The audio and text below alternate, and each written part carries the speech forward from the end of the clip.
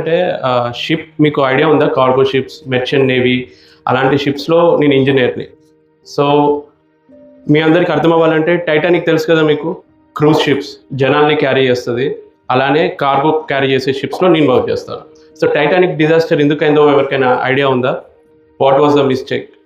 ఆ ship captain ఒక స్పీడ్లో వెళ్ళాలి అని ఇన్స్ట్రక్షన్ ఇచ్చినా కానీ ఓవర్ కాన్ఫిడెంట్గా స్పీడ్ ఎక్సీడ్ చేసి ఓవర్ స్పీడ్ చేశాడనమాట. ప్లస్ ఎవరైతే ఆఫీసర్స్ నావిగేషన్ మీద, షిప్ మీద నావిగేషన్ చేయడానికి బైనాక్యులర్స్ తోటి చూడడం అవన్నీ ఉంటాయన్నమాట, సరిగ్గా అబ్జర్వ్ చేయలేదు.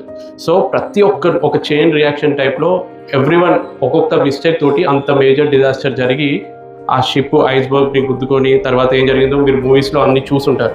సో చెప్పేది ఏంటంటే మనం తీసుకునే లైఫ్లో డెసిషన్స్ చాలా మంచి అంటే ఆలోచించి తీసుకోవాలి. ఓవర్ కాన్ఫిడెన్స్ ఎవ్వరికి ఉండదు. కాన్ఫిడెన్స్ ఓకే కానీ ఓవర్ కాన్ఫిడెన్స్ ఉండదు.